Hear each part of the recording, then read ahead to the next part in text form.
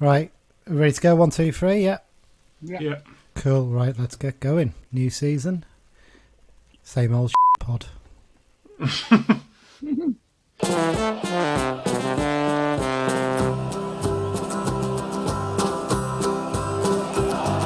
we come, blue and white, and we're looking good. You'll be in for a fight, and we fight pretty good. Getting goals is our job, and we get goals good. Looking good, we are Carlisle United. Hello everyone, and welcome to the Brunton Bugle, the number one place to get your Carlisle United fix in the podcast world. I'm Lee Rooney. I'm Mike Booth. And I'm Dan McLennan. After a quiet few weeks, it's all going off for Brunton Park. Fixtures, cup draws, new kits, new sponsors, and yes, new players. We talk about the big games next season, shirts that divide opinions, and the striker, the midfielder, and the holy keeper on this week's episode. With a pass so true to ball the stone and Clark's in view. There's a cross and a run. The old one too. Just about fitted all that in, I think, in the end. Just a bit of a rush to finish at the end there. Yeah, we've actually got stuff to talk about this week, haven't we, guys? It's a nice little change of pace, it's fair to say. How are you both doing? Yeah, good. It's starting to, get looking forward to the new season now rather than sort of dwelling on the old one so much. It's very weird. It's like Simmo said in the interview, isn't it? Normally, you already know the fixtures for a good couple of weeks, don't you, by the time they're back in training? But actually, it's second day of training. Fixtures are out, aren't they? So it's quite exciting, really, having all these things happening at once. So we can all start getting our plans in place and getting all our calendars done. Dan, I know you shared me a lovely diagram you've done of all I think it's England, Hamburg and Carlisle fixtures for next season. Yeah, it's a beautiful colour spread. Yeah, I need to do one of them myself actually as well. But yeah, so we'll get straight into it anyway. As we said in previous weeks, once again this season, the podcast is going to be sponsored by the Carlisle United Sports Club London branch. The London branch is open to all Carlisle United fans. Got members from Cornwall to Dundee and Houston, Singapore, of course, every part of London and the South East. They regularly meet up on away trips as well as arranging many social events, supporters games and fundraising for the club. They'll be providing us with information for the away games as part of the preview section this season too. You can find out more about the London branch at their website, carlisle.londonbranch.org. They've got a good first month, haven't they, in terms of fixtures in the London branch? We'll touch on that a bit later, but three Southwest games basically in the Southeast, games in the. I was going to say no Southwest. None at all this year, is there? Unless you want to count Newport. I'm thoroughly expecting Penzance or Truro in the first round of the FA Cup. just to make up for it. There you go.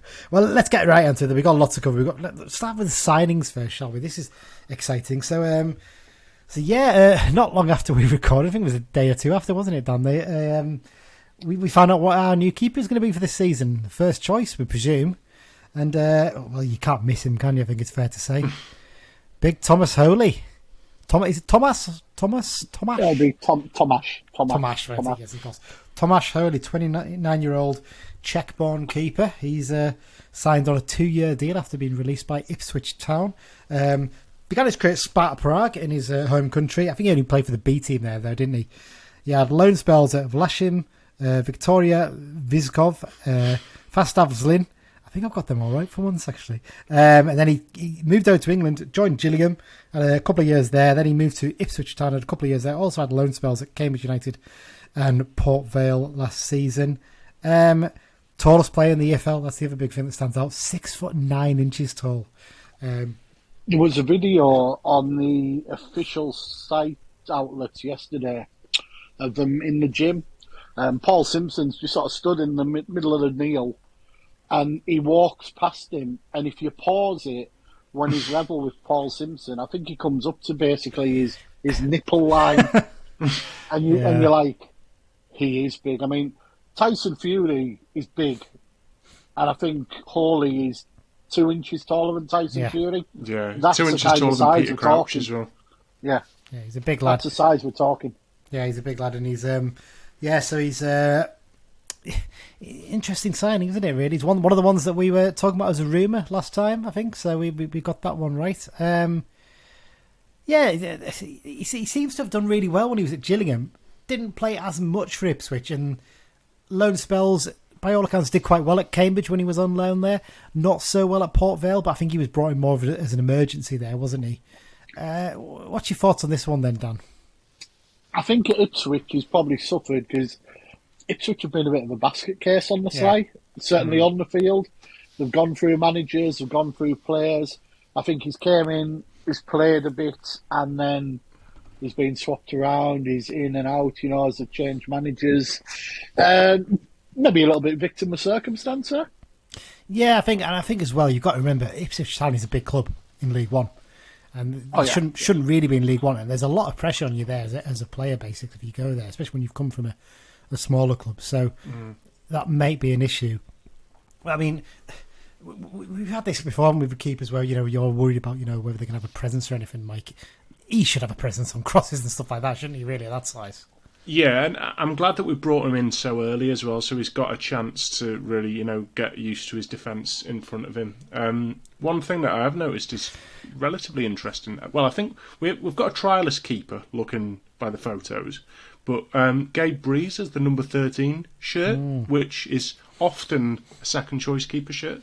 So will we be getting in another keeper or not? Is the question. Well, was it you, Mike, that spotted that Gabe Reeves seems to have gained a couple of inches as well over the summer? Yeah, I mean, he's a good 6'5", I'd say.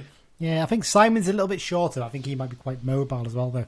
But Simon's obviously number 21 in the new squad now. I don't think he's that much shorter. Is he not? Is he shot up a bit as well? I'm sure he's about 6'2", 6'3", there. Well, there you go. Three big lads we've got then as goal. I mean, you expect goalkeepers to be big, don't you, I suppose? But yeah, no. I mean, the one thing that really stands out with Holy as well is a lot of comments from fans of the club saying what a good character he was as well. And Simmo has made that point as well, hasn't he? That he's someone he'll be a good voice in the dressing room too, and he seems very keen to move here and and make a life up here as well during his 2 years at least 2 years with the club. And I think potentially he could be one of those people who could be a cult hero in years to come, couldn't he? Mm-hmm. Definitely. He drives a Czech plated car, so that's cult status already in my book. You'll spot him around town. Not that I'm stalking or anything, but what I'm like. I notice things. Yeah, from your bushes in the training ground. I've been in the bushes. Surely you need some kind of special car been that tall. I'm 6'2" and I struggle in quite a lot of cars.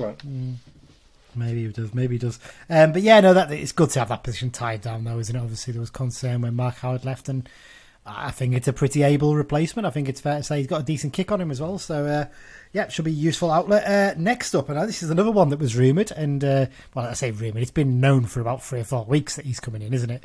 And I think Simmo actually admitted this in his interview that it had been agreed for a while, but we had to wait for Fulham to give the sign off to say, yep, you can announce it now. Sonny Hilton has joined on a season-long loan from Premier League side Fulham, the 21-year-old midfielder, winger. He began his career in Tranmere Rovers Academy, had a trial with Fulham, I think about the age of 14, 15, signed for them. He's been in the England youth setup. He was actually part of Simmo's England under-19 side for a while. Had a loan spell at Finnish side TPS Turku, I think was it last season possibly, or maybe the season before. Seems to be someone who's very well thought of. I think he was he up for Player of the Season in Premier League 2 last season, Dan? Premier League 2 Second Division Player of the Season. That's it. Yes. Fulham got promoted, and I think did they get close to the final in the Premier League 2 Cup as well? I think so. Yeah, I think he got something was it 9 goals and 12 assists, or maybe the other way around even? Yeah, it was pretty much double figures for both. Yeah, so I mean. He strikes me as a very... you said the other day to me, Dan, didn't you? You compared him to Callum O'Hare, didn't you, I think? You felt he was a similar sort of player. Yeah, I remember when Stephen Presley bought Callum O'Hare in, and he basically said, look, this lad's a player. We've done well to get him. And I think we only got O'Hare because Presley had been doing work at Villa, so they were comfortable in coming. Paul Simpson's had Hilton in his under-19 squad at England level, hence how he knows him. And I think that's probably quite reassuring for these bigger clubs. And when we go on to the next one in a minute, he's also worked with Paul Simpson. There's a bit of a common theme starting to occur. And I think with Hilton, Fulham going up is a good thing because I don't think he's Premier League ready. Mm. He could go Championship and League One, maybe only play 20 games, but He's going to feature most weeks for us, isn't he? Even if he doesn't. I think as well as that, though, I think League Two is a tougher physically league than League One. So, like, I think what Fulham will want for him is for him to toughen up physically, because he's not the biggest lad, is he? Yeah. Well, I do wonder with these ones as well. Sometimes people are looking for, why is he dropping at this level? Well, I think you also look at it. He hasn't gone anywhere until the age of 21. This is his first loan spell. So most players go out 18, 19, don't they? So he's going out. Yeah, so you know what I mean. Second EFL, basically, loan. So it's different, isn't it? I wonder if it's one of these ones, because he's a small lad. I mean, he's smaller than Simmo. I want to see him stood next to Thomas Holy, because that'll be hilarious as well. But he's shorter than Simmo, and I wonder if maybe he's they've been waiting to grow a little bit more, maybe. That's why they've been protecting him almost. And like I said, I think you're right. I think it's going to be a case of they want him to be out there and playing every week, basically, don't they? I mean, do you think, Mike, this might herald a change in formation, possibly? Because he seems to be a number 10. I know he can play as a winger as well, but it suggests maybe that's what we're looking to do next season. Yeah, I mean, I think Simmo said, I'm not sure if he explicitly said it, but reading between the lines of something he said last season was that three at the back system was more make and do with what he inherited rather than the way forward for us. But yeah, if he sort of plays as a 10, I know Simmo maybe like sort of playing with sort of two number 8s, maybe he could do that. I don't know. We'll see. He might not even know right now exactly what system he wants to play. It might depend on what players are available and go from there. Yeah. Or he could have 2 or 3 in mind, depending on situation. Yeah, that's very true. I mean, it's difficult, isn't it, for a manager though, Dan, to train a team to play in 2 different ways, because you work so closely on one set way usually, don't you? It's a challenge. Yeah, it'll be an interesting one. Interesting that Gab Sutton on Twitter, anyone who doesn't follow him, he's a bit of a EFL expert on there, isn't he? And he tweeted a guy who covers the club in Finland that he went on loan to. That's what he was like, and they really rated him and said he's got a fantastic first touch and you really play some nice stuff. And he seems to suggest actually he played at wing back for them a lot as well. Actually, so it could be an option as well, possibly. I've always got a bit of respect for any young player prepared to go abroad on a loan as well. You know, definitely. Young lads away from home, first time sort of thing, and it tells you that they're probably slightly more hardened than certainly some of the ones that we had last season, for example. But Peter Crouch did that at the start of his career, didn't he? He went to Sweden, didn't he? I think for a Les Ferdinand did as well, didn't he? Yeah, he did, and someone else went to Iceland at the start of the career. I can't remember who it is. There's someone who's possibly been with us at some point. But Ben Marshall, he went to Iceland, didn't he? I'm sure at the start of his career, possibly. I seem to remember. But there you go. To show you sometimes, different routes for different players, isn't it? So yeah, I feel like he's potentially a real find for a Sonny Hilton, isn't he? And interesting to see how quickly he settles in. But he seems to have the ability at the very least. So hopefully that'll make a difference. It wasn't Ben Marshall. Was it not? Oh, I'm thinking of someone else completely then, probably. But I seem to remember we've had a player on loan who had a loan spell in Iceland as well at some point. But David Atkinson went to Iceland. It's probably not the same player I'm thinking of. Yeah. But there you go. Final signing. We've got a striker in. We've got our number 9 for next season. And it's Ryan Edmondson at the about 3rd or 4th time of asking, by all accounts. He's been linked with us God knows how many times, hasn't he? And you mean our special relationship with Leeds for selling them 2 youngsters didn't work? No, yeah, it's incredible, isn't it? We finally actually got one. It's who would have thought it? New season, no name mentioned. What name? You mean exactly that one? Yes, we're not. Well, we might briefly mention his name later when we talk about the kits, because we've got a run to have about that. There you go.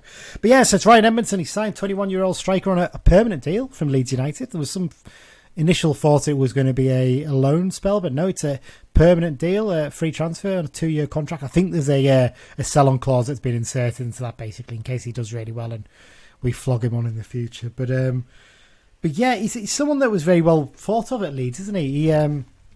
He didn't actually start out at Leeds United. He started out at York City, and he was actually York's 3rd youngest ever player when he made his 1 appearance for them. But he was clearly a player who was destined for bigger things, and Leeds snapped him up. He then went out on loan to Aberdeen. He had a spell at Northampton Town, 1 at Fleetwood Town, and then at Port Vale. And then last season, now mixed luck in those spells, I think it's fair to say, Dan? Some of them better, some not so good? From memory, he got a bad injury when he was at Aberdeen, Yes, so he he did, didn't he did. feature very much. Yeah, I think he did okay when he actually was starting for them. I think he got that injury, didn't feature much. Northampton, I'm not sure how well it went there for him. Fleetwood, the loan was ended early because he just wasn't getting enough game time. And obviously he went on loan to Port Vale last season, and he was part of their side that won promotion to League Two, Mike, wasn't he, through the playoffs? And their fans speak really highly of him, don't they? Even though he only scored 2 or 3 goals for them, they seem to think he's a real find for us. Yeah, and a lot of their fans were saying, that they would have been happy to see him go back there this season. And he's apparently really combative. And apparently he played in quite a few different positions for them last season as well, which is interesting because he's obviously been signed as like our big number 9. But if he can maybe cause problems sort of a little bit out wide, because you sometimes see that with big strikers where, because quite a few fullbacks at this level are midgets, to put it bluntly, and if you can sort of isolate them against your big man up front, it can cause them a lot of problems. Yeah, he's a big lad, and he's 6'2" tall. But by all accounts, he's got a little bit of pace, not like blinding pace, but he's got a bit of a burst pace by him. I wonder if there's slight comparisons of like a much better version of Ryan Loft, because Ryan Loft was kind of like that, wasn't he? He was a big lad, probably not the best in the air, to be fair, but he actually was fairly mobile for his size. I wonder if maybe we're getting a much better version of him coming in, and he's a player who's still maybe learning. But once again, as you mentioned, Dan, that England and 19 connection has helped, hasn't it? Because he was part of Simmo's setup for that as well, and by all accounts, he had better offers elsewhere, financially in terms of position in the leagues as well, but he's chose to come here because he's worked under Simmo before and he enjoyed working under him.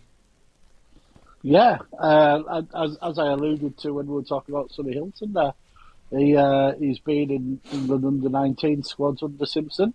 I saw a couple of folk think he was a bit ashamed of Charlie Wyke about this. I don't know if he'll maybe, hopefully he will be, but I don't think he's as out and out prolific type of striker as Wyke. But I think he's certainly going to bring something we haven't got. Yeah, definitely. I'm trying to think of the word to. He's not Shaw Silver sort of. He's probably a cross between a Shaw Silver and maybe Dennis, sort of in between, if you know what I mean. Yeah, I don't think he's going to play. He's going to come in. Maybe he'll suddenly become that player like a Wyke, because Wyke didn't score that many before he came to us. Maybe he'll become that player who scores goals. But like I said, what I look at it is you've got players around him like Gibson and Patrick who can really do that sort of thing as well. Yeah. They can chip in the goals as well. Maybe Dennis might benefit from playing alongside him too, and Hilton picking up bits. I was just saying to you earlier on WhatsApp as well, he's just turned 21 last month. He's already played 78 games. That's roughly 25 a year for 3 years since becoming pro on average. That's a good starting point. He's got his permanent move. He's going to be settled for 2 years. Now's a chance and time to kick on, sort of thing. Yeah, absolutely. And hopefully he can do that. And if he gets his big move at the end of the first season because he has a brilliant season, we're not going to complain, are we? Because we'll have probably done quite well out of it. So that's the way it works sometimes. It wouldn't surprise me as well if out of Abraham's, Show Silver and Dennis, if we to offload one or two and get another striker in as well. Yeah, possibly. Abrahams has lost his squad number. Yeah, I was interested in that, wasn't it? That was Abraham could be nothing in it, but if your number has gone when you return, you'll be miffed. Yeah, possibly. We'll add that Abrahams is still off because obviously his season only finished a couple of weeks back. Yeah, so I think he might have at least an extra week, possibly, you'd think. And I know I saw some people saying, if I was fighting for my career, I want to come back thinking, God, the lad's got to have a break at some point, hasn't he? You can't burn him out, basically. So I don't think Tim will look any less at him than that. To be honest, I wouldn't be amazed if his agent was trying to find him a deal elsewhere anyway, to be honest. So I wouldn't be totally shocked if he ended up leaving. But I think that pretty much wraps up the signing section, doesn't it? I think overall we're all pretty happy with those three, aren't we, really, so far? There's murmurs that there might be another one coming, I mean, I'd be so annoyed if one signs on Friday morning after we do often sign either while we're recording or immediately after, so yeah, it's is ridiculous, but there you go. Right, well, just before we get on to talking about fixtures, one more little bit. A few trialists are in the door. We don't know the names. If you want to go and have a look on the official website, there's a load of pictures of them there. You might be able to have a guess at it. Well, we're not going to lie. We do know some of the names. Yeah. But we're not going to speculate. No, you can go there and have a look. For once, we're gonna let you have the game and all the fun there, basically trying to work out who they are. One player we do know who's there is effectively on trial is Jamie Devitt.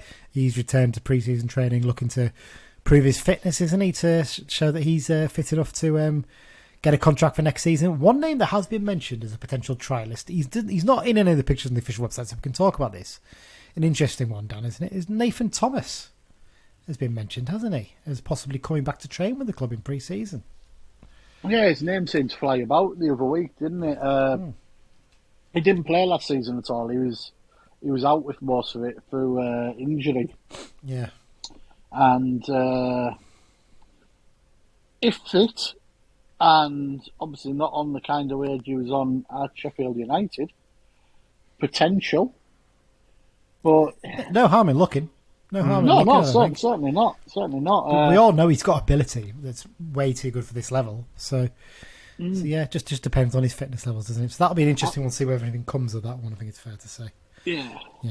Right, let's talk about fixtures then. Before we get on to the EFL and Cup fixtures for this season, just one more friendly fixture being confirmed. We're playing against a Scottish club, Dan. How exciting. It's behind closed doors. At a neutral location. Yes, which I think is basically because we're doing a training camp somewhere in Scotland that week, basically, aren't we? So we're playing Greenock Morton on Tuesday, the 12th of July. Kickoff to be confirmed. It'll be a daytime kickoff, probably. Yeah, I'd be very surprised if it isn't. So yeah. There is still a gap, isn't there, between the Bolton and Morecambe games that needs to be filled with a match. So interesting to see what happens with that. Tuesday the 19th, correct? Yeah, we had some theories on this. Which there was a theory that came from someone I know that suggested it could be one of the under-23 teams, and they were awaiting the draw for the EFL trophy today. Sorry, under-21 now. Yes. A lot of people won't realise the under-23s league, PL2, is becoming an under-21 league, which is in line with the trophy. I think they're still allowed to play 6 overage players, so it's a complete waste of time. But pointless. You know, there's been a slight move back. Let's be honest, if you're 23-year-old and still playing in an academy, you need to be having a look at yourself, really. There's only a few exceptions that get away with that. Someone like a Scott McTominay, basically, or Jesse Lingard, maybe they've got away in the past, but there you go. So yeah, let's get on to fixtures then. It's finally arrived, fixtures day, so we can start planning for the new campaign. First of all, we've been put in a group with Barrow, Fleetwood and Man United under 21s in the EFL Trophy, and that's the last you'll hear about that from us this season. There you go. It's got its mention. No. We'll be fair. We will mention it, but no detail. If drawing Man United's kids lures you from a boycott, don't talk to me. Yeah, 100%. The annoying thing is, I actually have a group of mates who follow Man United home and away. They're from Manchester area, and they actually follow their under-21 team as well. And as soon as it was drawn, I had one on the phone and another one texting, and they're coming up for it. And I was like, I'll come to Beehive and meet you for a pint. I said, but I am not going in that ground. Good man. I said, I'll be on the flood bank throwing eggs at you or something. You know? Exactly that. So there you go. That's the EFL Trophy. League Cup draw. We were so close to getting Wigan away. So close. We were in the last 6, I think, weren't we? And unfortunately, we didn't. We're going to travel to Shrewsbury Town. So it's a chance to avenge, I think, if you want to put it that way, the FA Cup performance last season where we got beat by them in the second round and they ended up drawing Liverpool the next round. Yeah, I just remembered that. I'd completely forgotten the Liverpool bit until I started talking. Then I was like, oh, yeah, that's who they got, didn't they? So Shrewsbury away. So nice, easy one for me. An hour and a half drive down the road for that. But let's get on to the league fixtures then, guys. Do you want to run through some of these, Dan? Some key dates here. Some interesting ones, isn't there? Some the start looks quite nice, doesn't it, in terms of difficulty? Famous last words. Running looks a little bit more difficult, though, doesn't it? Yeah. Look at the draw. We got a home game to start. Crawley Town. So repeated. Paul Simpson. As Paul Simpson said in his interview today, you know, when you've just got a date, it's just a date. when you've got a fixture, it's something to Yeah. set yourself up towards, which is true for fans as well. I mean, we've got friendlies, but it's not the same. No. Interesting one, though, isn't it, Crawley? Because we played them on the opening day a few years ago when Presley was manager, wasn't it? After his first summer of pre-season. Beat them 2-1 in that game, I seem to remember. McCurdy and Skugel maybe got the other goal, I think in that match. Yeah. Yes, I mean, it's going back a bit, that, isn't it? Skugel and McCurdy playing for us back then. I say going back a bit, it's only 3 years ago, and that's how different we are now. Yeah, reasonably happy in terms of difficulty with that opening game, I think it's fair to say. And then up next, we trip to Colchester away, first away game. It's out the way, isn't it? That's the way to look at it, basically. It's one of the few I need to do. The new ground at Colchester. Obviously, I went to Leigh Road a couple of times, and I've not managed to do Colchester yet. I've got no chance in Saturday in the middle of August. No, I'm not. I certainly won't be doing it either, so it's not going to be happening. Boxing Day, it's a repeat, isn't it? Again, the same from that season when we played Crawley at home on the opening day. That season we played Bradford City at home on Boxing Day, and we've got that again, haven't we? It's not a bad time to get that, though, is it, really? In terms of the gate receipts, at the very least, Mike, they're going to bring a big following, aren't they? Yeah, you would think so. Yeah. Yeah, but it's one of them, and we often take more to other clubs than they bring to us, but... Yeah, I mean, I think this is sort of on a bit of a tangent here, but I think it could be an interesting season this season with like the cost of living crisis and all the rest of it. I think gates will struggle, and obviously the cost of fuel. It's all crazy. I mean, we've always taken more fans to a lot of teams than they've brought to us, but I think this season could be, massively like that. Mm-hmm. Yeah, that's fair enough. Other Christmas games. Crew away. Well, at least it's not on New Year's Day for once, isn't it? That's the whole Boxing Day. It's a Thursday night, I think. Yeah, but you can't get back on the train. No, it's not possible. I don't think we've had Crew at 3:00 on a Saturday since that one that was called off. No. I genuinely can't think of one. Yeah, it's annoying because there was a late night train, wasn't there, from Manchester to Carlisle? I seem to remember that. I imagined that you maybe could have got, but I think that might have disappeared now. I might think of the other way around. It was from Carlisle to Manchester, possibly. You'll know that from your wide train knowledge, I'd have thought. But no. So New Year's Day, we're away at Doncaster, which I'm quite happy about because I want to go to that one. So that definitely gives me an excuse to do something on New Year's Day at the very least. So that's a decent one. Good Friday, Tranmere at home. Easter Monday, Walsall away. Interesting that we played Walsall away on Good Friday last season. So it's a bit annoying that we're just playing them over the Easter weekend each time. Final home game is against Salford. And then on the final day, we're away at Sutton, which is a bit of a pain because they don't have the best away end. But I think their new away end... work already going on there, yeah. Yeah, I think they'll have a new away end built by then. So it should be a bit of a better view at the very least. One little thing that stood out for me was we got Stockport home and away on a Tuesday, which is a bit disappointing. Somewhere we haven't been for a while. I mean, normally it's Cheltenham, isn't it, or something like that? Yeah. But, yeah. Grimsby and Mansfield away on Tuesday night, no problem. They're nothing special. But Stockport, we haven't been there for a while. It would have been a good one. But as well, clubs like them who are sort of on the up a bit, they're more likely to bring a few fans to us than your sort of Mansfields. You know what I mean? It's frustrating, isn't it? Really, because we're probably not going to have as bigger away following from Stockport for that game. So less stuff to go in for something. We also expect that Barrow will move to 1:00 because if England are doing well at the World Cup and they've won the group, it's quarter-final day. Mm-hmm. Be England's World Cup quarter-final at 7:00, so we would imagine it would be 1:00, so they can get rid of all the Barrow fans by 3:30, and be ready for an England match, hopefully. Yeah, that's the hope, isn't it? So yeah, we fully expect the Barrow game's going to get moved. Which is fine by me, really, to be honest. They'll probably save a bit of money actually as well with it being early because they won't have to put the floodlights on if it's a 1:00 kickoff. So. I don't know, in mid-December. Yeah, that's true, actually, to be fair. It'll probably be getting dark towards 3:00, won't it? So maybe even make it a midday kick-off. I wouldn't be amazed if they did that to avoid the pubs being open at all. One that will stand out for a few folk, Wimbledon away, a new ground. AFC Wimbledon in their new ground, 11th of February. Yeah, London game's always popular. As it stands, that is a game that both me and Mike are going to be able to go to, isn't it, Mike? Mm-hmm. Currently. Yes. So it's a new one for both of us, isn't it? Yeah, it is. So I'm really looking forward to that one, actually. That should be a good one. I mean, as I mentioned at the start, when you look at the fixture, I mean, I know people are saying, oh, why do you talk about them? You're going to play them whenever, aren't you, really? But it can make a difference to your season, having a decent, a much easier running or a tougher running or an easier start, that kind of thing. And when you look at it, look at the first. I'm looking at the first run of games we've got here. We start off at home against Crawley, away at Colchester. And they're two teams that you wouldn't expect to be up near the top this season. So not too bad start. Swindon home. Yeah, they had a great season last season, but they took a month to appoint their assistant coach who has no first team management experience as their new head coach, which suggests to me I think they may struggle a bit this season. I think last season was a really good start for them, but I can't see them doing quite as well. Maybe I'm.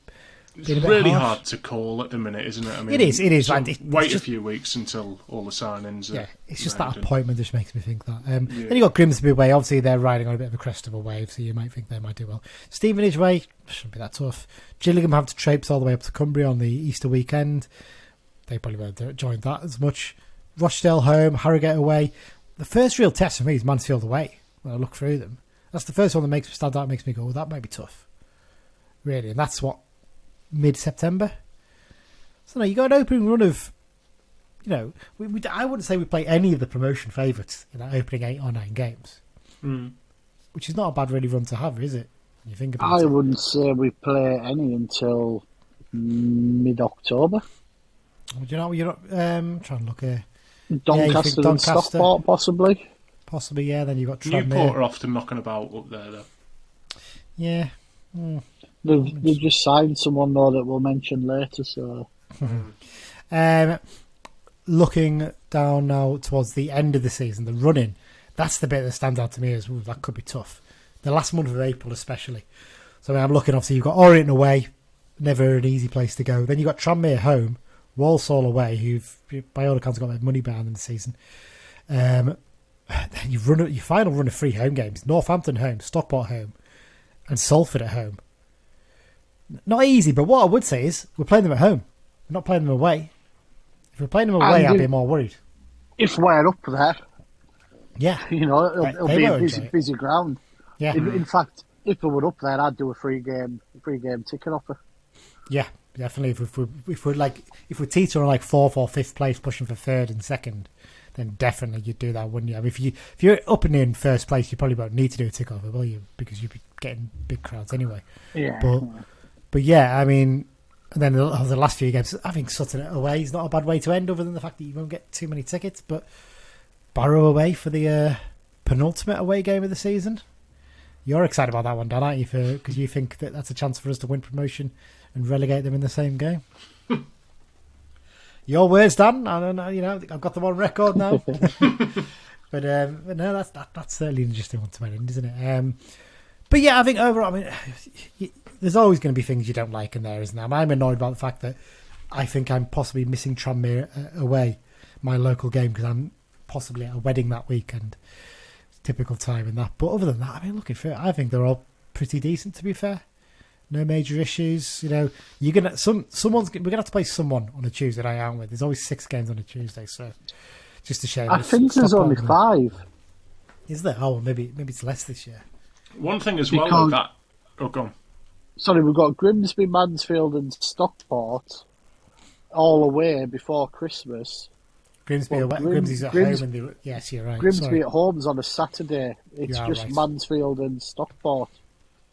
That April is quite congested. I think we play 7 games in April, and if there's games that are getting postponed in sort of like March, there's not a lot of space in that April to put them into.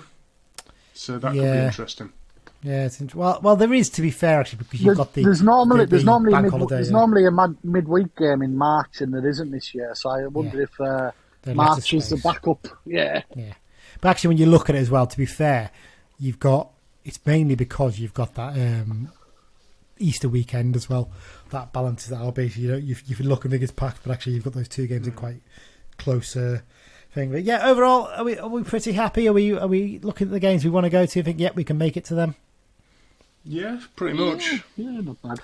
Yeah, I'm just annoyed with bloody Newport away as well, because neither of you... Well, one of you is going to be away and one of you doesn't want to do it, so I'm going to be traipsing down on my own in my car for that, because I have just sort of ticked it off, because you've done it, Dan, and you never want to go again, do you? So. Newport's one of those, along with several other grounds, my only ever interest in returning is if it's to win promotion or the league, or to stay up or something. You know, it's exactly. Yeah, that's the best way to look at it. Right, well, let's move on then. We're going to discuss the kits now. A brilliant audio visual feature here, isn't it? Really, for a podcast to talk about how something looks.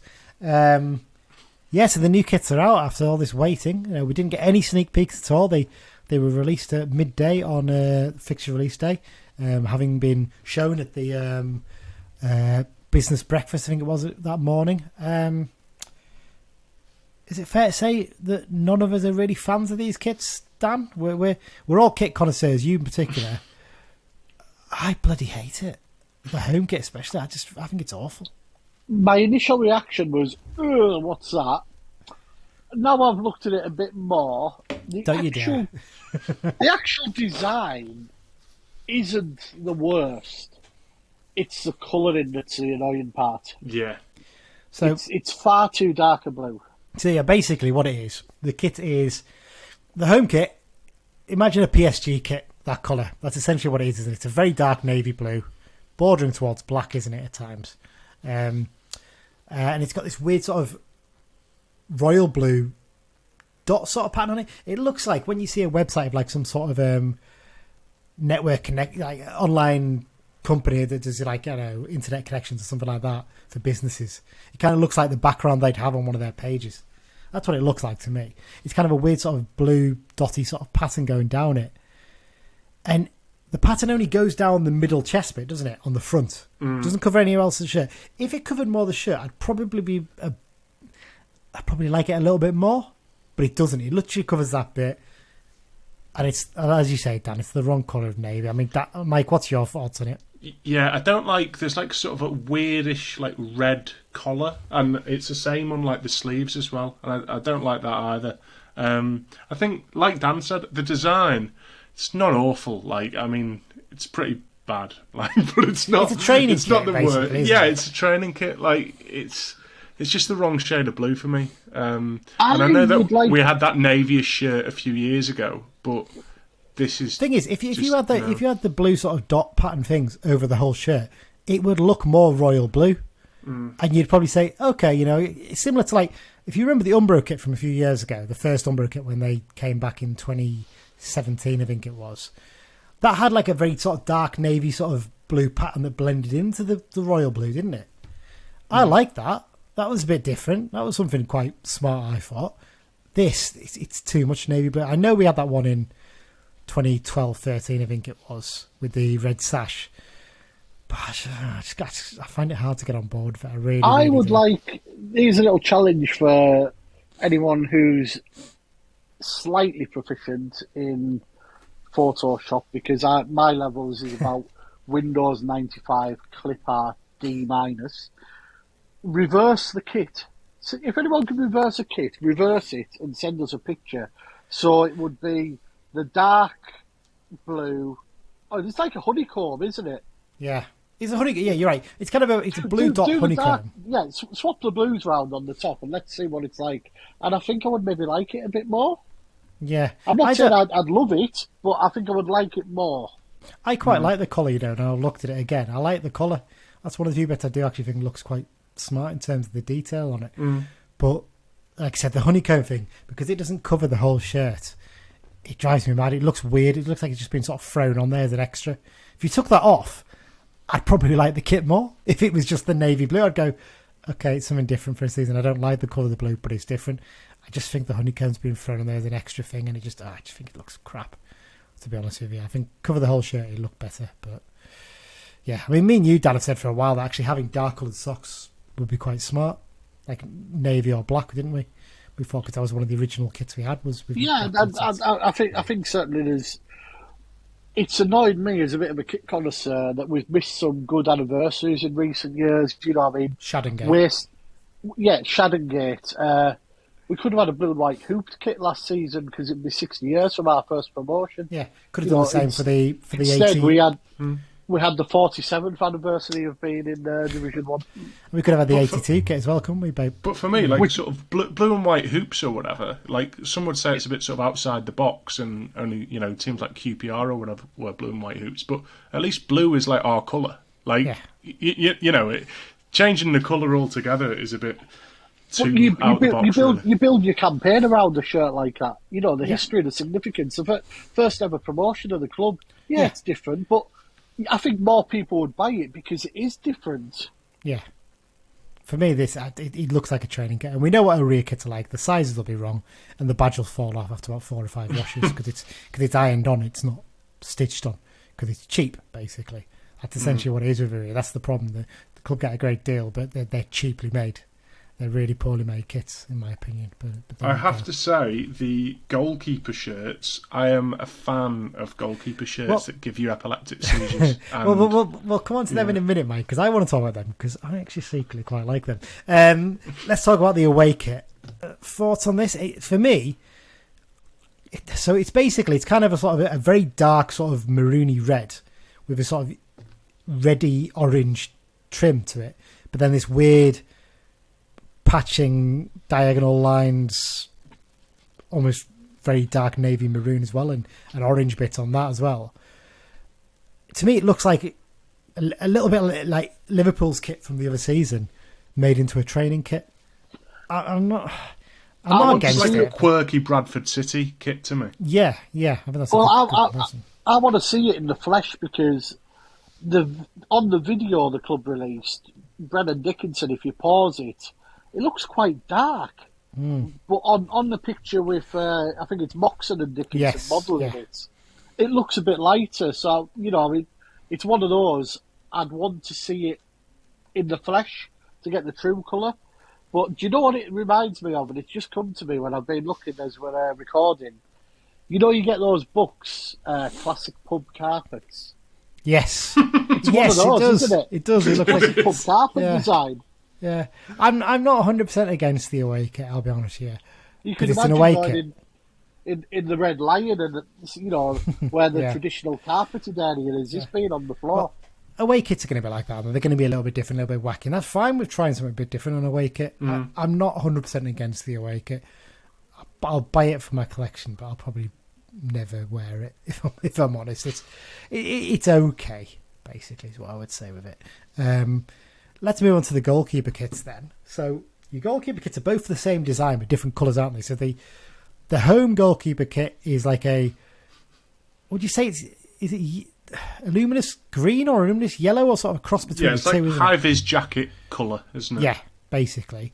With sort of these black like dashes all over it, isn't it? Basically going off in different directions. I'm going to put it out there. Short sleeve version of that would make an alright away kit. Yeah. I genuinely think it would as an outfield kit. What do you think, Dan?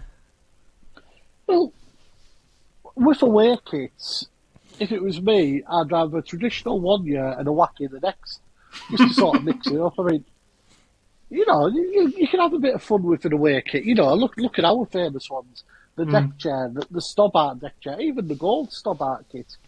The first time we had any, when we had the green and red with the white, I mean, they were different, you can get away. Yeah. But, yeah, so the away goalkeeper kit is white, but with blue dashes. Now, if you reversed that kit, would that make quite a tidy home kit as well? Almost looking back towards the early 90s, remember the bird shit kit? Is it white? Because if you look at the picture, the club image, it looks more like it's blue, isn't it? It's like blue. Pale blue. But actually, if you look at the videos, is that the blue making the white look pale blue? Possibly. If you actually, I think I'm trying to load the video here on my own computer. Yeah. I'm pretty sure. No, if you look at the picture which advertises the back of the shirt sponsor, which we'll come on to in a minute, it looks more white. Yes. Yeah, that's the one I was trying to find. Yes. So the back of the shirt sponsor, if you look at that, it definitely looks like it's white. we had a white goalkeeper last year, which I didn't like, but I think this has a white keeper kit because he's got the blue dashes. He's actually not too bad. I think it's quite smart, really, and I think the goalkeeper kits are all right. I genuinely like it's the home kit. I just can't get on board. I don't know what it is, but it's definitely blue and white. Is it actually when you see the kit on with the advertising thing? And like I said, if you switch the white and the blue around on that, that'd probably make a fairly smart home kit. If you want to do something a little bit different, but there you go. Well, as you mentioned there, Dan. Sorry, actually, one more thing. Actually, when you look at the kit, the photos when they're advertising the kits or modelling the kits on the website, neither of the keepers are wearing boots. I don't know if Thomas Hurley's going to be wearing, black formal shoes like that linesman did. Also, one other thing is the warm up. Oh kits. God, no! Don't talk about them. They might be genuinely one of the worst things I've ever seen. Yeah, they are honestly awful. I'll take the home kit over them. They are appalling. It looks like someone has been sort of wearing like a normal training kit, and then someone's just come past them and just like thrown a bucket of green paint on them. Have you ever seen those shirts that have appeared on Facebook? Some company selling them like Hawaiian shirts with a big Car United logos all over them and stuff like that. Yeah. It's basically it's like one of them, isn't it? I can tell you someone who will definitely buy that training jacket, and he's one of our listeners, Greg Bullman. We know you're going for it. He's already got it. 100%. He'll be in the queue right now, picking one up. Disgraceful. I don't like to criticise the club needlessly, but it's a tad disappointing that I've just logged on to the Blue store. It's just after 6 o'clock on kit launch day. We launched it 6 hours ago, and there is nothing. I mean, it is exclusively on sale to season ticket holders, isn't it, tonight, I think? Or is it tomorrow? That is tomorrow. But tomorrow. So maybe that's why. You could still put the pictures up. Coming soon. But when you go on the website, there's a link. I'll say it's keep an eye on our online Blue store. Come on, commercial team. I know there's changes in that department. Yeah. The bedding in. At least have the pictures up and coming soon underneath. Yeah. Just put the pictures and the prices. I'd agree, yeah. Right, well, before we move on to... we're going to get some of your questions in, again, on the second half of the show. One more little other thing that's come out in terms of the kit news today is we've got a new backer shirt sponsor, haven't we, Dan? Yes. Story Homes. Yeah. It was rumoured a few weeks ago, wasn't it? And it sort of went quiet. I'm guessing someone who works at Story Homes has maybe mentioned it in the pub to someone, and it's went round and it's quietened off, and then it's come back on. Well, there has been talk that Simmo's certainly been trying to lean on Fred for a bit of help for the club and stuff, isn't there? I think in recent months. So fantastic that Story are getting back a bit more heavily involved in the club. Definitely, having them on the shirt can maybe be a good thing. And interesting looking at the back there. It looks like the Football League numbers are now going to be sponsored, or not sponsored by, but they're given a sponsorship space to the British Red Cross instead of mine this season. That's it, because mine was the numbers, wasn't it, for quite a few years? They had the squiggle logo, didn't they? So a little bit of a change there, isn't there, as well? So there you go. So yeah, kits wise, we're all sort of in agreement. We don't particularly like the home kit. I think I probably hate it more than most by the looks of things. Away kit we can give or take because it's it's an away kit. Goalkeeper kits we all quite like, even though they're absolutely mental. But there you go. Right, I think that pretty much covers the first half of the show, doesn't it, lads? Yeah. We'll be back in just a sec. We'll be answering a few more of your questions. This is John Mellish. You're listening to the Brunton Bugle. There he is, Big Bad John. Number 22 this season, isn't he? Moved from number 12. We think. It's not confirmed. I mean, it's near enough confirmed because Amari Patrick has confirmed that he will be number 10. I think one of our listeners, Nick Blando, I think he highlighted, is it the date his child was born on, possibly? Yes, I think the 22nd his child was born on, so that's... he's got that's why. Yes, there's been a few numbers moved around. Moxon's got number 4, hasn't he? Obviously, Edmondson, we know, has got number 9, and Patrick's going to be number 10. Dennis took Abraham's 14. Yes, and Gibson has moved to number 7 as well, for taking Joe Riley's number. 5. Yeah. As we mentioned, Breeze, number 13. Toby Shaw Silver, 16 from 24. Yeah. I think the rest of them are just sort of slotted in now. They just tighten them all up to bring them all so they're in one set. At the moment, the only 2 proper numbers left are 6 and 20. Yeah. And you would imagine if Devitt signs, I would imagine he would be 20. Is it double 10? Yeah. Players are weird like that, and and 6 will be a centre back one day, whoever comes in. You would think so, Yeah. But yeah, so if Devitt comes in, interesting stato fact here. If Devitt comes back in and obviously he takes a new squad number, he will have had 4 different squad numbers for us, which are 11, 10, 17, and number whatever he'll be taking, which will draw him level with Amari Patrick, who's now had 4 different numbers, which are 40, 30, 11, and 10. And in the lead is Peter Murphy, who had 3, 4, 6, 7, and 13 during his spell with the club. You don't see players changing numbers that often, really. Especially someone who's been in there the whole time, do you, really? They usually get one and stick with it. So, interesting. It's usually only if a player comes in with a preferred number and there's already someone wearing that shirt. I always thought it was mental when he wore number 7 when he was playing as like a left back or a centre back, really, Murphy. But we're sticklers for traditional numbers, aren't we? It's fair to say. What are your just quickly? What are your goalkeeper numbers? 1 and 13. 1, 13, and you say 25, but I sometimes go higher and go like mental like 33 or something like that. I'm a 1, 13, and 25, but I think 21's acceptable. Yeah, because it's got a 1 in it. 11 would be silly. 21 isn't. Yeah, yeah. Totally. Anyways, moving on from that. Well, just a reminder, obviously, you can subscribe to the podcast through all good podcast apps, whether that's Pocket Casts, Apple Podcasts, Google Podcasts, or Spotify. If you can leave us a review wherever you get your podcasts as well, that'd be fantastic. 5-star review especially would be lovely. And you can follow us on social media at Brunton Bugle on Twitter and Instagram. Just search for Brunton Bugle on Facebook and click like.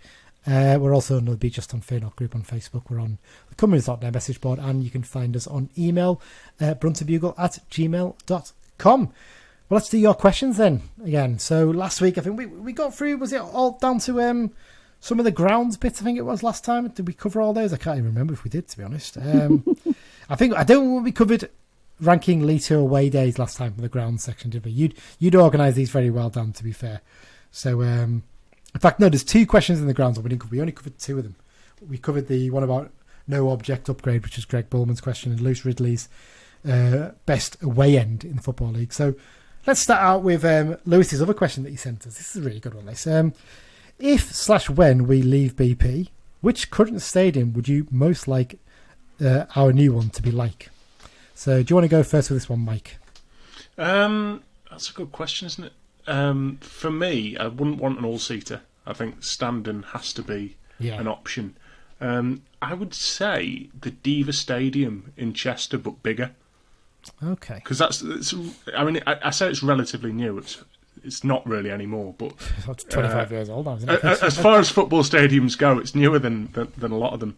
But yeah, I'd have to have terracing for me. I don't like this soulless, characterless all-seater bowls. Let's take out the terrace bit. Let's presume that you can put safe standing into a seating stand at another stadium that already exists. So what stadium would you go for then? Because I'm not having Chester as your club that you want us to move to, because I've been there a few times and it's not great. I'm going to use my imagination on this as well, but imagine you could put some safe standing or something behind one of the goals, something in any other stadium. Which would you pick? I've always been quite impressed with Huddersfield. Because although it's sort of, an all-seater sort of bowl, it has a little bit more to it than that. Yeah. And I can't put my finger. Obviously, it's got like the arch, hasn't it, that Wembley sort of stole. If you're saying Huddersfield, you'd probably put Bolton quite similar, even though it's more enclosed than Huddersfield. Bolton's different as well in the sense, obviously, it's enclosed, you say, but Huddersfield as well, it's kind of built into, like, say, the bowl of the ground, isn't it, into the hill as well, because you come down from the back, don't you, of that big away end when you're there. That's a good shout, though, Huddersfield. I do like it as a sort of, again, not that newer ground, is it? It's similar age to the Deepest Stadium, 25 years old, odd. So, yeah, that's a decent shout there. What would you go with, Dan? Well, me and you have talked about this loads of times. Yeah. Mine's a mongrel, because it takes elements of different grounds. I'd have a proper terracing home end, like Halifax. Yeah. If it had to be in the safe seat style, not a problem. But that sort of size, a proper terracing with a roof for noise, flags up at the back, where young'uns make noise and that. Where the east stand is, I would have similar to where we sit at Rochdale. Yeah. Just sort of a one tier, maybe a little bit bigger, about 4,000. Not quite as big as the east stand, because I think it's slightly too big. a cross between the East Stand and that Rochdale side. Waterworks End, I would just have like a 2,000-seater Walsall, Scunthorpe, etc. Well, like that stand behind the goal at Rochdale, it's all seater. So something like that. Yeah. One of them. And for the main stand, I've always liked the double tier one at Wickham. But I would look to try and keep terracing on the bottom tier instead of seats. Yeah. Then you have your row of exec box facilities, and then your traditional main stand seats above. Yeah, I think that would be a decent ground. Good mishmash there. There'd be a bit of something for everyone, you know. Yeah, you know what? I'm really struggling with this one because I've heard a lot of people. A few people I've seen said Doncaster. A lot of people say Rotherham, and do you know what? I'm not that big a fan of it. No, that away end when it's busy. Yeah. When me and you were there? Me and you were there. I think was it Lee Miller or Matty Robson got sent off. I can't remember who it was. The food queues crossing the queue for the toilet and that, and there wasn't much space in the away end. Actually, it's quite high, isn't it? As well, it's quite high, and also it's a bit steep, which gives you a good view, but. There's not much legroom in those seats as well. If you can have seats in there, it wasn't. I mean, me and you were both struggling there, weren't we? In terms of we had to stand up for most of it. I'll give you a fantastic ground. Milton Keynes Stadium's fantastic. Yeah, but they're a bunch of arseholes, so they don't count. No, that's fair enough. It's a tough one. Yeah, like I said, I've not. Rotherham is one that a few people said. Like you said, I'm not as fussed on that one, to be honest. I'd probably go for a lot of what Rochdale have got, but upgrade that stand that stand behind the goal. I'd make something a bit better, something like Exeter have got, maybe like their big bank behind the ground, or something like. I'd basically take the elements of Rochdale, but stick that big bank and maybe different stand opposite. You know, the main stand, something different, possibly. You see some nice ones in places like Holland, don't you? Some tidy little sort of smaller grounds, don't you? I think they do it really good, like the 15, 16,000 seater stadiums. So maybe one of those. But yeah, it's a tough one because a lot of the new build ones aren't that great, are they? Really, they're a bit samey. So yeah, it's a good question, that one. I'm thinking really interesting to see what other fans' views are on that one. Games and opponents. So Nick Brown, our good friend Nick Brown, has asked us the worst game you've stood/sat through, the one where you've really questioned everything. Why am I here? Why do I even like football? Why am I doing this to myself? Oh, there could be a few on this one. Mike, do you know something? We could probably do a special episode on this. We could do, but let's have a couple quickly. Let's have a quick fire one on this one. Go on, Mike. Have a go. I had one. It was away at Scunthorpe under Greg Abbott, and I think we were losing 2-0, and then we conceded the third in like the 88th minute. And this is the one and only time that I've ever left a ground early. I always stay till the end, and I left the ground early because I thought I'll get ahead of the traffic. And I get in my car, and there's a Jobsworth steward. Like, you can't leave the car park till after the full time whistle. And I'm like, but I just want to go home. And he's like, no, you can't leave. And I was devastated. Yeah, one of those ones, isn't it? Really, Dan, you'll have a few for this one, Dan. I'm sure. A couple of older ones. I can remember an end of season at Scunthorpe where we got beat 4-0. I think it was. And it was good grief, what is going on here? 6-0 at Bury in the early 90s. Was that 6-0 at half time? 6-0 at half time. Yeah. I don't want to say the 6-0 at Rochdale because it was actually it was, wasn't it? Day. It was an enjoyable night out, weirdly. Everyone just thought, sod it, let's just have a good day out, you know. Yeah. Sutton last season, recent ones. Sutton was abysmal last season. Sutton's up there, definitely. Yeah. If I sat down and went through the fixture lists, I could come up with, do you know something? Leave this one with me. I'll pick a couple extras out for next time. Let's tell you what. Let's do a special on that one. Let's talk about our worst days watching Carl United. It'll be quite fun. We could do like best and worst, couldn't we? Yes. Let's do that. Decade type thing. Let's do that. I mean, off the top of my head, straight away. I mean, I would have said the Accrington 3-0 one, but it was quite entertaining how angry the crowd got at that one.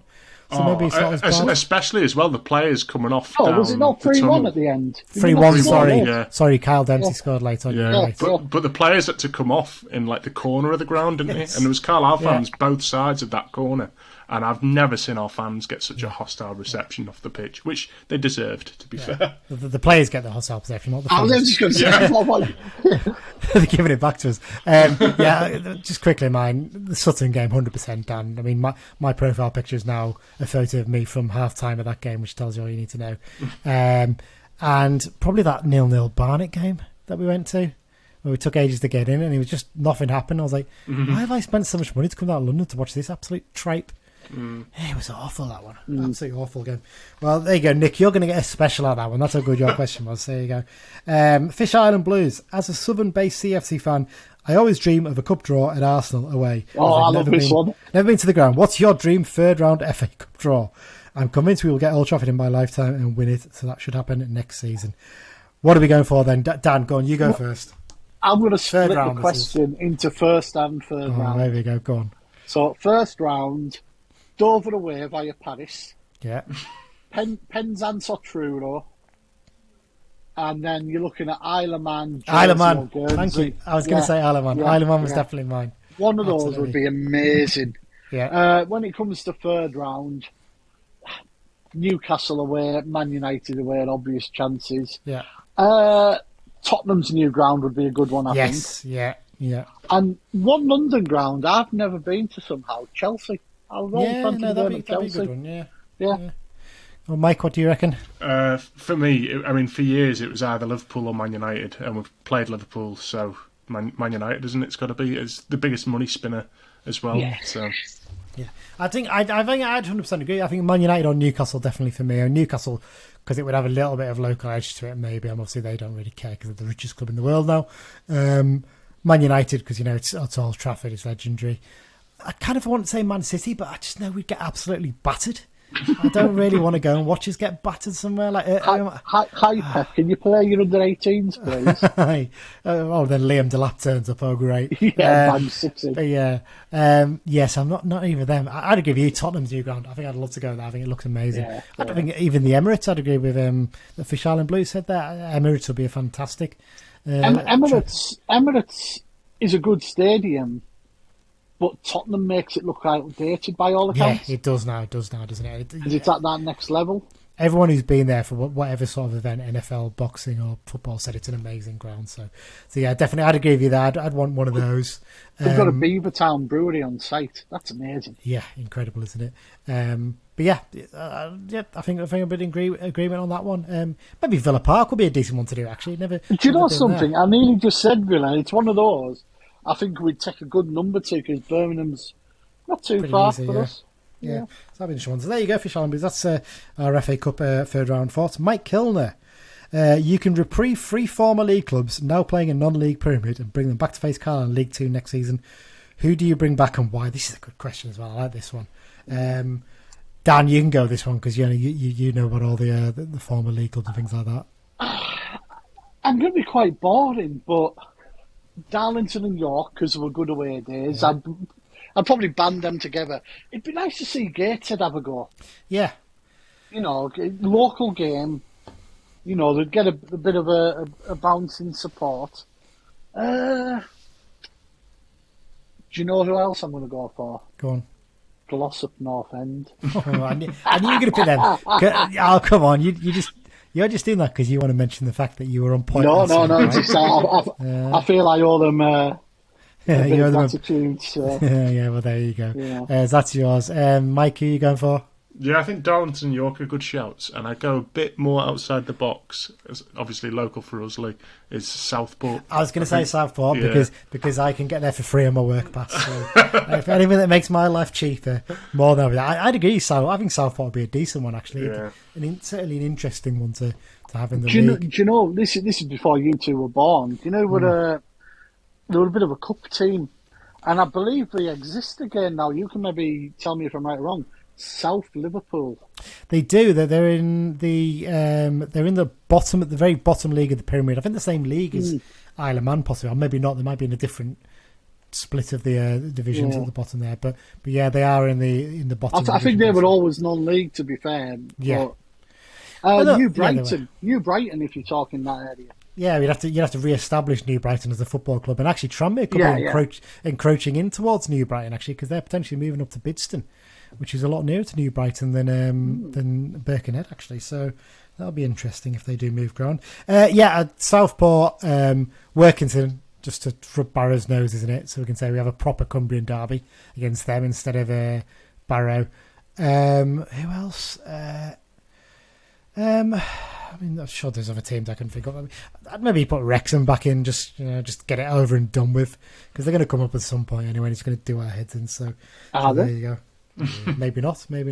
Actually, York. You know what? Southport, York, and Workington. That's my three. There you go. Finish up with two quick questions here. We've got some random ones of the questions left. David Harrison, with the Brunton Pasty possibly making a return, are you happy it's coming back, or are you not? If not, why? Straight off the bat here, I don't think I've ever had the Brunton Pasty. So I haven't either. No, so we're not the ones to talk. You don't know what you're missing out. By all accounts, missing out on nothing. I was going to say, you're not missing out on anything. Dreadful. I don't really care. I'm sorry, David, I've never had one. Wash your mouth out, Lee Rooney. I know. No, it was the greatest mix of leftovers, dare I say. Yeah. And your meat quantity, if you struck lucky and got the meat one, ooh, it was nice. If you got the gristle and carrots and fresh air part, it wasn't so nice. Oh yeah, lovely stuff. Final question, Chris Foster, someone we know as well. He wants us to play a game of Snog, Marry, Kill, and the three people he's picked for this are Harry McCurdy, Graham Wesley, and that Bradford fan who was shouting "I hate you" while crying at Brunton Park. What are we going for this? Go, Mike, you go first. Well, I would snog Harry McCurdy, because if it wasn't for him, Paul Simpson wouldn't have taken over and all the rest of it. I would kill that Bradford fan who was shouting "I hate you," and I would marry Graham Wesley solely because if you ask my missus, I am a nightmare to live with, and I think that is what he deserves. Wow. Okay. Little bit different. I'm the same with McCurdy, but I'd swap the other two round. And the reason being, the Bradford fan, I'd wind him up that much that he'd want a divorce, and I'd just be a complete pain and refuse. And you kill Graham Wesley. Who? Yeah, exactly. Well, I'd be the same. I think I'd probably go the same as Mike. Actually, I'd snog Harry McCurdy for the same reason. I'd kill the Bradford fan because I don't really care, to be honest. And I'd marry Graham Wesley only so I could divorce him, because I think he's quite rich, actually. So I might try to get a bit of money out of it. So Gold digger. Yeah, Gold digger Rudy. Gold digger Wesley Rudy. But there you go. That's it in terms of fan questions. I don't think there's any we missed out last time. Is that done? I don't know. I'm trying to have a look through here. But it looks like I think there was a couple that there's potential for specials from. There was quite a few on kits, which we've covered. Yeah, it's a bit, so we left those out, but quite an interesting little selection. Yeah, I think there was one about trialists as well, wasn't there? So we've got an episode that reeks of a special for me. 100%. We'll definitely have a trialist special at some point. We might even record the next couple of weeks, ready for those ones that are going to go out while I'm away. Okay, so it's now that time of the week to do the X-Files section, and it's fairly busy one, isn't it, Dan? We've had a few bits and pieces coming over the last couple of weeks in terms of players moving places and getting new contracts and things like that. Yeah, I'm just going to have to do these in date order from our WhatsApp. A bit different, yeah. Yeah. Rounding up the internationals from the start of the month, James Brown was an unused sub for Malta versus Estonia. Nocky Wells played a full game and scored a goal, and Reggie Lamb played 86 minutes for Bermuda in a 3-2 defeat to Montserrat, who had Brandon Comley playing for them. More on him in a second.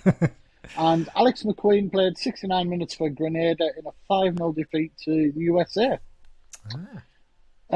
James Trafford is re-signed for Bolton on a season-long loan for Man City, former academy keeper, obviously we've mentioned before. Yeah. Heaton Stannington signing of Luke Taylor. I think he was YTS at Carlisle, wasn't he? Yeah. A bit of a tenuous one, but it features. Couple ex-Blues, Michael Liddell and Alex Mitchell sealed new contracts at Blythe Spartans. Brandon Comley, as we said, signed a 2-year deal at Walsall. Then Interesting, isn't it? Because he wasn't good enough to play for us even towards the end of last season. He ended up at Dagenham, didn't he? Yeah, and he's got a 2-year deal at Walsall. Fair play, lad. Radcliffe Borough signing a couple of well-known old boys, Luke Joyce and Nicky Adams. I mean, they must have a little bit of money. They must be having a go, you would think. Yeah, you think, well, their manager's Bobby Grant, isn't he? He was at Oldham, was it last season or season before? Yeah. And he's been at a few clubs like Accrington and Wrexham, hasn't he, I think? Yeah. Notts County paid a fee for Kedwin Scott from Gateshead on a 2-year deal. I feel for Gateshead, don't you, really? Because they've got promoted with those two striker Yeah, and teams. they've lost the two, yeah. Yeah. Got a bit of money, though, so that might help them. So Yeah. Jamie Proctor put pen to paper on a new deal at Port Vale. Crawley Town have given Ashley Naddison a new contract, yeah. A little bit of an interesting one here. Lee Miller, but it's not Lee Miller, his son Lennon signed his first pro contract at Motherwell, obviously dedicated to his mum who passed away a few years back. Obviously that happened when Lee Miller was at Carlisle, so that'll have been a proud, emotional day. Yeah, any Carlisle fans might remember Lennon, actually, because he's played football on the Carlisle pitch, because he was one of those, after the games, or even before the games, he was having a kick about on the pitch quite often, wasn't he? Yeah. Back in the day, yeah. And one that's come in as we've been recording, Richie Bennett's back at Barrow. Yeah. Interesting one, this one, isn't it? It's a bit out of the blue, really, wasn't it? It was, certainly didn't see it coming, I think it's fair to say. So he's turned up there. One we obviously mentioned, is about Roman Craig as well. It's a little bit of an interesting one, isn't it? That should probably have been in the news, to be honest, shouldn't it? To be fair, but Roman Craig, son of Tony, yeah, is the new academy goalkeeper coach, so best of luck to him. Yeah, really interesting one, isn't he? I think he's done quite well, though, hasn't he? He's been coaching a few different places, I think, so fair play to that. And I think, obviously, as pre-season starting at clubs now, we'll start to see a lot of players on the move. And anyone who wants to keep an eye on transfers, thoroughly recommend D3D4 on Twitter. They have a pinned tweet to their transfer page. It's every in and out in League 1 and 2. It's a fantastic resource. Yeah, definitely. Well worth looking at. Their podcasts are excellent, to be fair. Also, give them a subscribe as well if you get the chance. But there you go. That's the XFL section wrapped up for this week's episode.